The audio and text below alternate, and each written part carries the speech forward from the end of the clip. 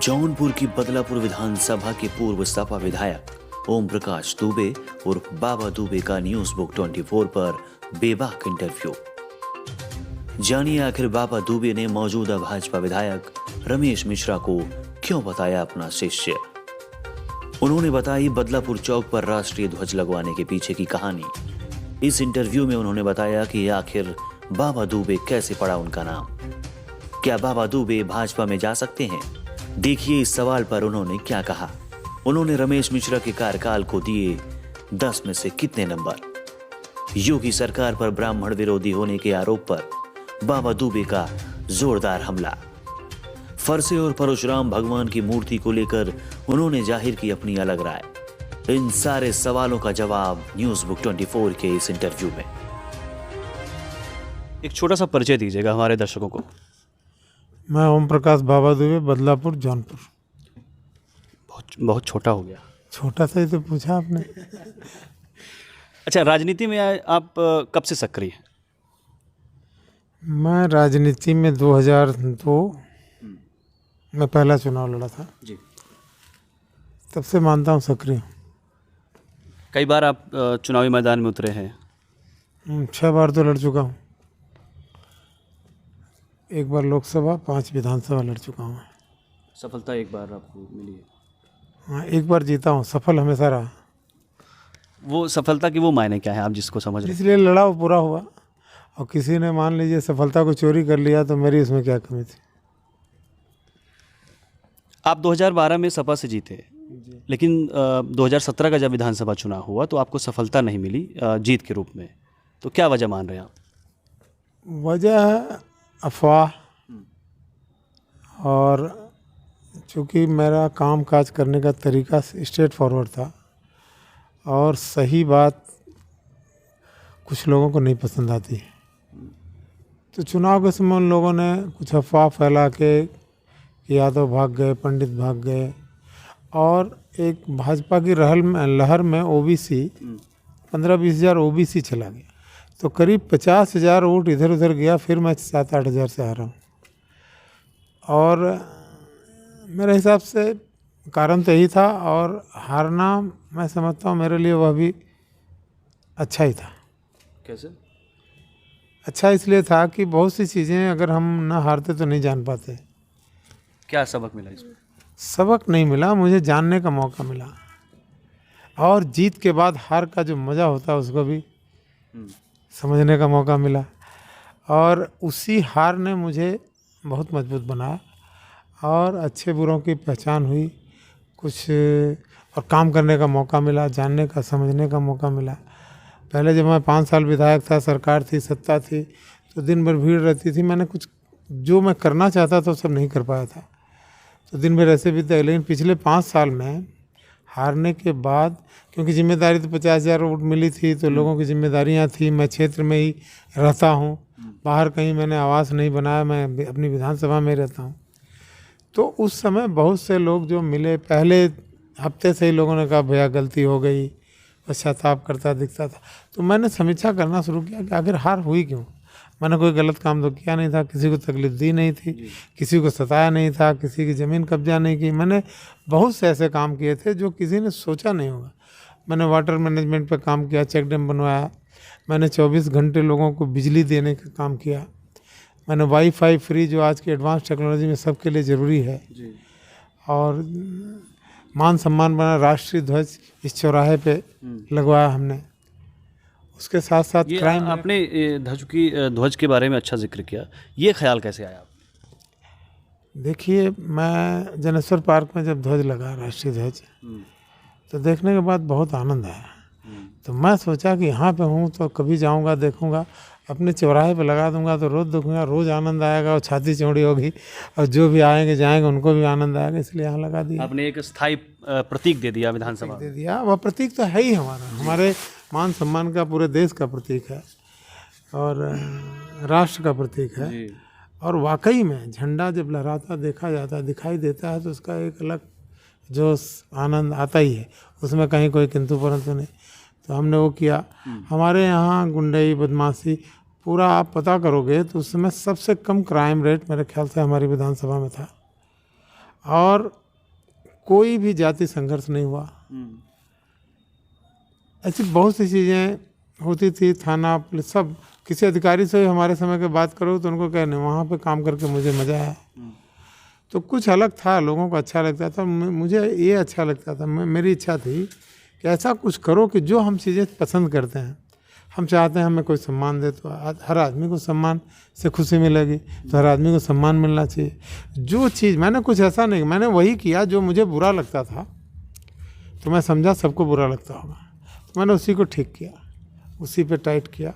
और मैं कभी भी झूठ नहीं बोलता हूँ, ना प्रयास। झूठ कभी बोलना भी पड़ा तो अगर किसी का लाभ हो रहा है, किसी का नुकसान नहीं हो रहा, वहाँ तक तो देख लूँगा, अन्यथा मैंने नहीं बोला। और उस झूठ न बोलने से एक लाभ हुआ कि मुझे बहुत मेंटल प्रेशर नहीं रहता था, याद करने की ज़रूरत नहीं थी। हमने हमेशा 2 दूनी 4 ही बोला था, कभी 5 और 3 नहीं बोला था। तो मुझे ये सोचने समझने की कभी आवश्यकता नहीं पड़ी कि इनसे इस जवाब क्या जवाब दिया होगा। तो हमारे जो आपके प्रश्न होंगे, हमारे जवाब अगर राइट हैं तो वही होंगे जो हैं। तो अच्छा, जैसे आप ना आपकी आवाज़ में जो हम आ रहे थे, तो मंदिर शुरुआत में ही बना हुआ है, तो धार्मिक प्रवृत्ति के भी लगते हैं आप। तो ब्राह्मण पैदाइशी धार्मिक होता है, वो तो ब्राह्मण को रजिस्टर्ड धर्म के जिस घर में धर्म होता है, तो ब्राह्मण अगर पैदा करना तो धार्मिक घर में ही पैदा होता है। तो पैदाइशी हम धार्मिक होते हैं। हमारा जो जेनेटिक कैरेक्टर है ब्राह्मण का, वो हमेशा दया से शुरू होता है, दयावान। और जो दयावान होगा वो धार्मिक होगा, ये बट नेचुरल है, इसमें कोई बहुत सोचने समझने की। और जहाँ तक आप घुसे मंदिर की बात है, तो यह कैंपस मैं यहाँ जो रहता हूँ, अगर इसको आवास माना जाए तो ईशान कोण है, तो मंदिर कभी भी होता है तो उसी कोण में होना चाहिए। तो घुसते और निकलते प्रभु की आशीर्वाद लेना चाहिए, तो ये है जो भी। राजनीति पे वापस आते हैं, फिर से आप मैदान में हैं 2022 के विधानसभा चुनाव में। क्या लग रहा है कि आप टिकट पर संशय है या फिर मानकर चल रहे हैं? हम जिस नेता के साथ काम करते हैं ना, उसका कोई मुकाबला नहीं है देश में, अखिलेश जी की हैं, और बहुत कॉन्फिडेंट हैं और बहुत अच्छे आदमी हैं। हम लोग उनके लिए हम लोग टिकट के लिए नहीं काम करते हैं। उन्होंने कहा जाओ काम करो, हम काम करते हैं। टिकट किसको देना नहीं देना उनको पता है, और उनका विभाग है, उनकी अपनी बात है, मेरा उससे कुछ लेना देना नहीं। वो जो कहेंगे मैं वो करूँगा, लड़ाएंगे लड़ूंगा, दूसरा काम देंगे दूसरा काम करूँगा। अभी उन्होंने कहा कि जाओ क्षेत्र देखो, क्षेत्र देख रहा हूँ। आप तारीफ कर रहे हैं अखिलेश यादव की, लेकिन वही अखिलेश यादव हैं, दोबारा सत्ता में नहीं आ पाए। मैं तारीफ नहीं कर रहा हूँ, मैं आपको हकीकत बयां कर रहा हूँ। तारीफ करूँगा तो बहुत कुछ कहूँगा, ये तो मैं जो सच्चाई है उसको सिर्फ बता रहा हूँ। दोबारा सत्ता में ना आने की वजह क्या मानते हैं सपा की? जो मेरी वजह थी, अफवाह। मैं भी नहीं, हाँ अफवाह, गलत अफवाह कि यादवों को नौकरी मिल गई, फलाने को नौकरी मिल गई। अरे भाई तुम कह रहे हो 80 लोगों को मिल गई, जब बाद में पूछा गया तो उसने कहा सॉरी 18 लोगों को, बाकी अन्य लोगों को मिल। तो ये सॉरी कितने लोगों को बताया जाए? तो अफवाह उस समय भी था। घर में झगड़ा लगाया, जात के नाम पे भड़काया। जिस गौ रक्षा के नाम पे सरकार आई, और वही गौ माता हर गांव में रोज 10-5 मर रही हैं बिना भोजन, बिना राशन, बिना दवाई के। ये स्थिति ज़्यादा दयनीय हो चुकी है। आप देखो, आप किसी भी गांव में देखो, रास्ते के छोड़ दो, जो खेत में चल रहे हैं बेचारे तो थोड़ा मोटाए उठाए, उससे तो किसान ही परेशान है। लेकिन जहां गांव में बांध दिए और किसी को पकड़ के बांध दो, बिना चारा, बिना पानी, बिना दाना, बिना किसी व्यवस्था के, इससे ज़्यादा कुछ खराब नहीं हो सकता है। घोर पाप। और इसी के दम पे आए थे। जब लोग हम लोग के समय में, जब हम लोग अपने दल बचा रहे थे, सिंबल बचा रहे थे, उस समय लोग प्रचार कर रहे थे। घर में झगड़ा लगा, इन्हीं लोगों का काम था। इंटरनल बसपा से इन्होंने पैक्ट होकर लड़ा, मायावती से नहीं, बात इनका ज़्यादा सीट आ गई तो मायावती को भूल गए। तो इनके तो बड़े खेल हैं, खिलाड़ी हैं, प्लेयर हैं, झूठ बोलना जानते हैं, आर्थिक रूप से मजबूत हैं, धर्म की, मंदिर मस्जिद की राजनीति मजबूती से करते हैं। आपकी बिरादरी मीडिया भी इनके पक्ष में रहती है, तो इनके पास सब कुछ है। हमारे पास एक ताकत है, बूथ है, बूथ पर हम मजबूत हैं। इस बार दिखा देंगे, इनको बता भी देंगे। तो हम लोग बूथ मैनेजमेंट पर काम कर रहे हैं, जहाँ पूरी ताकत के साथ करेंगे। और हमारा नेता उसका कोई, आज अखिलेश जी चुनाव नहीं लड़ रहे हैं, अखिलेश जी का 5 साल का कार्यकाल लड़ रहा है। इन लोगों ने खाली जब भी किसी उद्घाटन का उद्घाटन, MOU का MOU, एक ट्रेन को मैंने देखा, वही मेट्रो रेल उद्घाटन में हम लोग गए थे, शरीक थे, विधायक थे, उसी का फिर इसी देश में उसी ट्रैक पर उद्घाटन हो रहा है। मेरी तो समझ में नहीं आया कि कौन सी पॉलिसी मीटर है। इन्होंने एक काम ही नहीं बता सकते। मंदिर आज बताते हैं, अयोध्या के मंदिर के नाम एक टर्नअप नहीं पब्लिक लौट ले रही, बेचारे नहीं कुछ कर पा रहे हैं। अयोध्या, काशी, मथुरा का भी जिक्र कर रहे हैं। हाँ तो लड़ने तो जा रहे थे, मैं तो सोचा लड़ेंगे तो मैं भी कहूँ बाबा आप तो असली बाबा हो, योगी जी हो, मैं नाम का बाबा हूँ, लड़ोगे मथुरा तो आऊँगा मैं भी लड़ने। अच्छा, आपने बाबा का जिक्र किया, जो क्षेत्र में है आप बाबा दुबे के नाम से जाने जाते हैं, इसके पीछे कोई कहानी या फिर ऐसे प्यार से लोग कहने लगे? अरे यार बाबा देखो, बाबा बचपन में बच्चे को बाबा कहा जाता है। राहुल बाबा? राहुल बाबा नहीं, राहुल बाबा बड़े होने के बाद राहुल बाबा बने। राहुल बाबा नहीं कहा जाता, बाबा कहा जाता है। बच्चे को बबुआ बाबा बबुआ ऐसे कहा जाता खिलाते समय। तो मैं ननिहाल में था, हमारे मामा जी ने वहीं से बाबा बाबा करते करते उसे नाम बाबा पड़ गया। अब उसको बाबा दुबे से जोड़ दिए, टाइटल लगा दिए। बाकी इस नाम के पीछे कोई और कोई बहुत विशेष बात नहीं। आप बूथ की बात कर रहे थे, आपको क्या लग रहा है इस बार की जो आपका बेस वोट था पिछले 2012 के चुनाव में, वो बरकरार है इस बार भी या फिर उसमें बढ़त या कमी हुई है? पिछली बार भी हमारा जो बेस वोट था उसमें बहुत फ़र्क नहीं पड़ा था, बहुत फ़र्क नहीं पड़ा था। बढ़ना चाहिए तो नहीं बढ़ा था। करीब जितनी बार हम 12 में पाए थे उससे 25-1 लाख वोट का फ़र्क था टोटल, लेकिन सीटों का ज़्यादा फ़र्क था। उसके कई रीज़न थे। और दूसरी चीज़ क्या है कि जो नए वोटर बने थे, जो ओबीसी के लिए जो दुष्प्रचार अफवाह कि सिर्फ यादों की सुनेंगे, ये किया गया वो किया गया, तमाम बातें, और उस अफवाह का दुष्परिणाम हुआ कि हमने उसको डिफेंड नहीं कर पाया। हम डिफेंड इसलिए नहीं कर पाए कि उस समय हम अन्य झंझटों में फंसाया गया हमको। यह भी भाजपा की ही रणनीति थी, जो परिवार में झगड़ा लगाना, ये तरह तरह की सारी चीज़ें आप लोग जानते हैं, तो उसकी वजह से लूज किया। लेकिन अखिलेश जी का जो विजन था, जो उनका वर्किंग स्टाइल था, जो उन्होंने काम किए थे पिछले, मैं भी राजनीति में बहुत दिन से नहीं, फिर भी 25 साल से सक्रिय हूँ, 20-25 साल। उसके पहले भी मैं जानता हूँ कि जो भी काम 2.5-3 साल में इतना काम किसी मुख्यमंत्री ने आज़ादी के बाद किसी प्रदेश में नहीं किया। तो उन्होंने काम किया और उनकी सोच थी। कई मामले तो ऐसे थे, हम लोग के डिस्कशन भी हुए, बातचीत भी, तो हम लोग भी कहीं कहीं को अपना कुछ होता था सुझाव देते थे। लेकिन उनको किसी की बात सुनना, सुनने के बाद उस पर प्रॉपर वर्क करना, कभी कभी ऐसी भी जिम्मेदारियां मिलती थी कि ये चीज़ करना चाहते हैं, इसमें क्या बेस्ट ऑप्शन है, आप लोग को क्या समझ में आता है। तो उनकी अखिलेश जी का आप तुलना किसी, मैं तो मुख्यमंत्री, मैं ममता बनर्जी के साथ मेरे सीधे संबंध है। मैं कलकत्ता पढ़ा लिखा हूँ, रहा हूँ उस समय बहुत।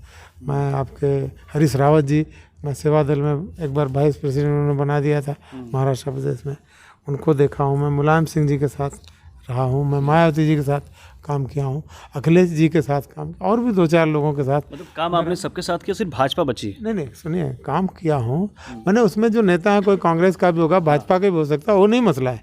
मसला है कि कई मुख्यमंत्रियों को मैंने देखा है नज़दीक से, उसमें अखिलेश जी की कोई तुलना नहीं की जा सकती है। वो उनका काम करने का तरीका, उनका काम को इम्प्लीमेंट करने का तरीका, सोच बिल्कुल बेहतरीन और एक अच्छी है, पॉजिटिव है। और उन्होंने काम किया, आज वही काम, उस समय यह गाना लोगों को जो भी लगता हो कि काम बोलता है, लेकिन आज काम ही बोल रहा है। मज़ेदार बात यह है, और पब्लिक भी है, जो लोग पहले कहते थे, अभी हम लोग भी जाते हैं, हर आदमी, छोटा आदमी, गरीब आदमी, ओबीसी हो, बीसी हो, चाहे पंडित हो, कोई भी हो, ठाकुर में भी कुछ परसेंटेज कहते नहीं अखिलेश जी ठीक थे, उनको लाना चाहिए। तो जनता की इस बार आवाज़ है कि उनको हम मुख्यमंत्री दोबारा, तो मुख्यमंत्री अगर दोबारा अखिलेश जी को बनाएंगे तो विधायक बाबा दुबे जैसे लोगों को तो बनाना ही पड़ेगा, नहीं तो मुख्यमंत्री नहीं बनेंगे। तो इसलिए हम लोग जानते हैं कि हम विधायक भी बनेंगे और मुख्यमंत्री बनेंगे, और फिर एक बार यह प्रदेश विकास के रास्ते पर चलेगा। मौजूदा जो विधायक हैं बदलापुर के रमेश मिश्रा जी, उनके कार्यकाल को 10 में से आप कितने नंबर देना चाहेंगे? मैं देखिए अनपढ़ों की कापी नहीं जांचता हूँ। कोई पढ़ा लिखा होता और कोई परीक्षा दिया हो तो कापी जाता, उनकी कापी जांचेगी यहाँ की जनता, उनको जो नंबर उनको देना होगा देगी। 10 तारीख को ओपन हो जाएगा, आप लोग छाप देना। क्या कमियां हैं जो आप उजागर करना चाहते होंगे रमेश मिश्रा जी की? मैं अपनी कमी तो बता सकता हूँ आपको, दूसरे की कमी मैं कैसे बता सकता हूँ? उनसे पूछ लीजिए, बेहतर जानते होंगे उनकी क्या क्या कमी है। एक विधायक के रूप में वो विधायक रहे हैं, एक विधायक के रूप में अगर कहा जाए तो 0 नंबर ही नहीं देंगे। -0 विधायक का जो करैक्टर है, उस करैक्टर से अगर आप हट गए तो फिर आप ख़त्म हो गए। फिर कौन सा नंबर दें आप 10वीं की परीक्षा दे रहे हो और क्लास में उपस्थित ही नहीं हो, तो आपको नंबर कैसे मिलेगा? अच्छा, कभी मुलाकात होती है रमेश मिश्रा जी से? रमेश हमारे मैंने शिष्य हैं, मुलाकात छोड़ दो, हमारे भी तो विधायक हैं, तो आते जाते आप उनको शिष्य मानते हैं? नहीं, वो मुझे शायद गुरु मानते हैं। तो मैं शिष्य इसलिए नहीं मान पा रहा हूँ कि मैंने जो सिखाया तो कुछ है नहीं उसके अंदर। वो गुरु मानते हैं, लेकिन कापी आप कह रहे हैं वो अनपढ़ की कापी नहीं जांचूंगा। बिना अब कापी, जब फर्जी लिखी कापी कैसे जांची जाएगी? जब कोई लड़का रिस्ट्रिकेट हो गया तो उसकी कापी कैसे जांच सकते हो आप? मैं परसों नरसों देख रहा था, उन्होंने कहा कि पूर्व विधायक ने चौराहा कब्जा कर लिया और यहाँ एक झंडा लगा दिया। तो उस सरस्वती विहीन व्यक्ति को ये नहीं समझ में आता है कि इतना बड़ा राष्ट्रीय ध्वज 121 पे उसको छोटा झंडा दिख रहा है, और राष्ट्रीय ध्वज लोगों के लिए दिया गया है, उसका कब्जा कर लिया। तो अब ऐसे लोगों के बारे में मैं कोई टिप्पणी करूं, जनता करेगी और निश्चित रूप से करेगी। और वहाँ पे मज़ेदार बात, वो लाइव कर रहे थे, 4-5 लोग बैठे थे। उन 5 लोगों को हम तो हमारे विधानसभा के बहुत करीब लोगों को पहचानता हूँ, नहीं नाम से तो चेहरे से तो पहचानते हैं। तो उसमें 4-5 लोग बैठे थे, उन्होंने कहा कि फलाने हैं हर बिरादरी के लोग, और बताइए आप क्या। उनका इंटरव्यू तो उन्होंने कहा कि मैं 84 से भाजपा, किसी ने कुछ कहा, किसी। मज़ेदार बात है, इत्तेफाक से दूसरे दिन उसमें 2-3 लोग मुझसे मिल गए रास्ते में। हमके कहा हो, कल इंटरव्यू बढ़िया चलत रहा, कहाँ भैया कहा बताए, हम तो कह रहे कम्बल मान है, हमें पकड़ा दे, हम कहा कही। एक जने कहन पनिया रहे, कहन हम तो कह रहे काट दे, एक उद्घाटन के कहन की बोला कुछ। तो यह हाल बा। तो बहरहाल उनकी जो कला है, एक दिन और मैंने देखा पूर्व विधायक पूर्व करके ऐसे नाच रहे थे जैसे लगा कि चक्री लगी हुई है कमर में। तो पूर्व तो सभी होंगे कभी ना कभी, परमानेंट पोस्ट नहीं है। तो आप किसी के बारे में कुछ बोलने के पहले आप निश्चित रूप से सोच लीजिए क्या बोल रहे हैं। हम लोग तो हम कहीं भी आप दिखा नहीं सकते हो किसी के खिलाफ, हम लोग नहीं बोलते, हम काम करते हैं। बोलने का काम, सोचने का काम जनता का है।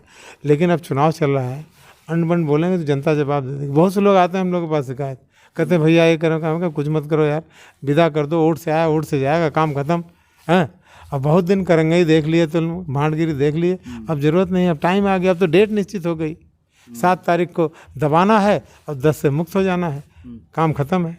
अच्छा, आप काम बोलता है कि बात कर रहे हैं, अब तो वैसे भी मैदान में आ गए हैं, आपको लग रहा है कि वो सपा का नुकसान कर पाएंगे मुस्लिम वोटों के ज़रिए? भाजपा का एजेंट है, ये पब्लिक जानती है, मुसलमान भी जानता है, और एजेंटों से वोट, कटवा से वोट का नुकसान नहीं होता है।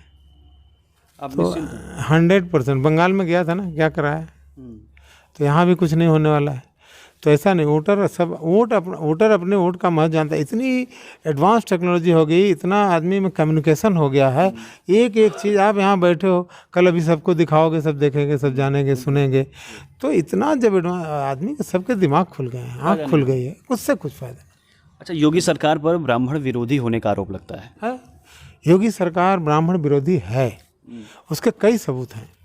जब बात होगी तो ब्राह्मणों के सबसे ज़्यादा इनकाउंटर्स, ब्राह्मणों के साथ सबसे ज़्यादा तकलीफ़ें, और कुछ काम, परशुराम जी की छुट्टी को कैंसिल करना, उनको भगवान न बताते हुए कुछ सामान्य पुरुष या जो भी महापुरुष कर देना। उसके अलावा एक मज़ेदार बात है, एक विकास दुबे, जब मैं हकीकत में तो बताऊं कि विकास दुबे क्रिमिनल है करके इस नाम को मैं खुद ही नहीं जानता था, मैं पहले नहीं सुना था, हो सकता है मेरा जनरल नॉलेज कमज़ोर हो। हाँ, मैंने नहीं सुना था, मैं अपनी, हो सकता है मेरी कमी हो, लेकिन जब मैंने सुना कि ऐसा ऐसा कांड हुआ और इसके बाद वो सिलेंडर हुआ वहाँ पे महाकाल में, तो मुझे लगा कि अब सिलेंडर हुआ है तो मैं उसके साथ कार्रवाई होगी, गलत काम किया। लेकिन उसी समय एक स्क्रिप्ट लोगों के दिमाग में चल रहा था कि निश्चित रूप से इसको काउंटर कर दिया जाएगा।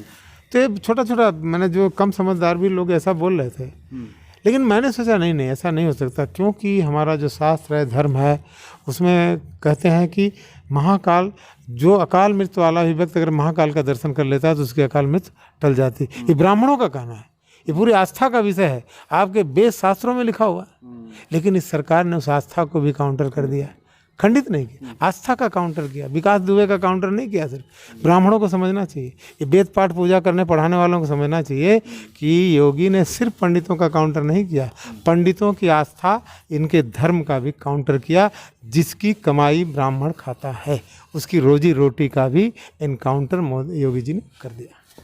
अब ब्राह्मण की बात चली है तो फरसा और परशुराम की मूर्ति भी सपा के ब्राह्मण नेताओं द्वारा लगवाई जा रही है। आपको लग रहा है फ़ायदा होगा चुनाव में? मैं तो इस विषय से थोड़ा सा अपने को अलग मतभेद रखता हूँ कि रोजी रोटी यह विषय, आस्था के विषय, यह देश की संस्कृति चलाने के विषय को राजनीति में लोग न लाते तो ज़्यादा बेहतर होता।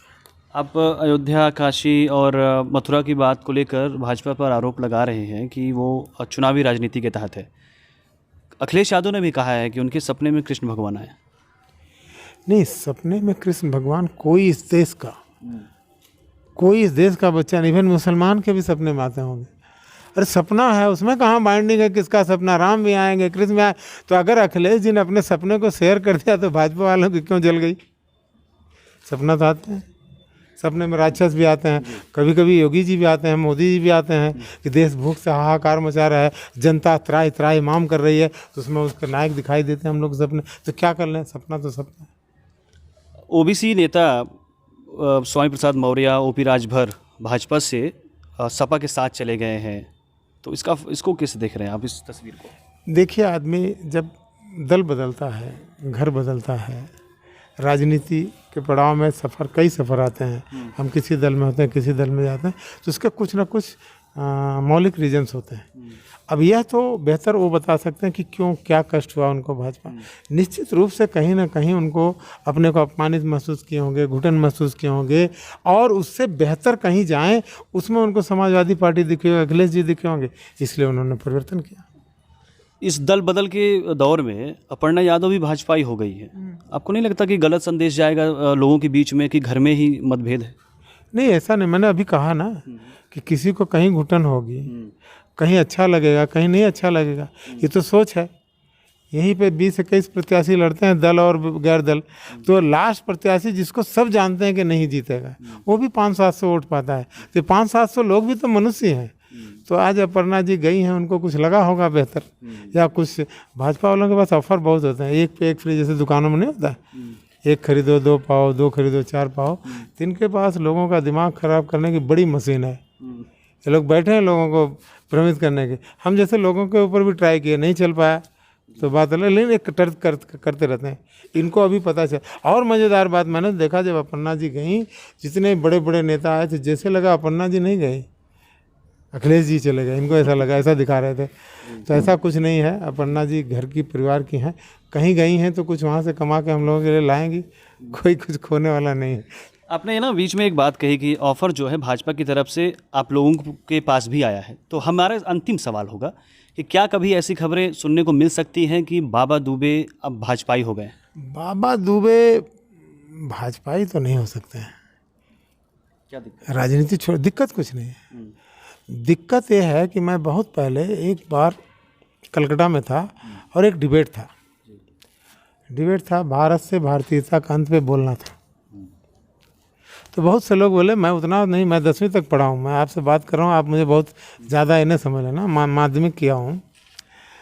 तो मुझे ये नहीं समझ में आया कि एक नेता खड़ा होता है, मैं जब राजनीति में नहीं था, तो नेता खड़ा होता, मन से भाषण देता कि भाइयों, साथियों, बंधुओं, तुम मुझे मत दो और मैं ये कर दूंगा, वो कर दूंगा, ऐसे कर दूंगा, दुनिया बदल दूंगा। तो मुझे ये नहीं समझ में आता था उस समय कि कौन सी जादुई छड़ी है इस वोट में कि देते ही आदमी सब बदल देगा। कौन सी ताकत मांग रहा है देते ही सब चीज़ ठीक करता। फिर जनता के बीच में से आवाज़ भी आती, हमारा नेता कैसा हो, जो भाषण दे रहा हो ऐसा हो। तो तमाम तो इस तरीके से झूठ पूरा बोल करके जो ये लोग देश को बनाए। मैं कहता हूँ जो हिंदू मुस्लिम धर्म की राजनीति की बात करते हो तो एक ब्लड बैंक बनाओ, एक ऐसी साइंस टेक्नोलॉजी निकालो कि हर जात का खून अलग टेस्ट हो सके। अभी तो हीमोग्लोबिन टेस्ट होता है, ए पॉजिटिव बी पॉजिटिव हो रहा है। ये भी पता कर लो कि साला मुसलमान का खून अलग टेस्ट हो जाए, पंडित का खून अलग हो जाए, ठाकुर का अलग हो जाए। जब ये करने लगे भाजपा, ऐसा करना संभव हो तो भाई ठीक है, हम मुसलमान से नफरत करते हैं तो कम से कम हमें तकलीफ हो तो हिंदू के शरीर में मुसलमान का खून न चढ़े। तो ऐसी एक लाइब्रेरी बना दी, जिस दिन बनाएगी मैं भाजपा ज्वाइन कर लूँगा। बहुत बहुत धन्यवाद आपका। अपने शहर की खबरों को पाने के लिए हमारे चैनल न्यूज़ बुक 24 को सब्सक्राइब करें। हमारा वीडियो अगर आपको पसंद आया हो तो इसे शेयर करें और कमेंट में अपनी राय देना ना भूलें।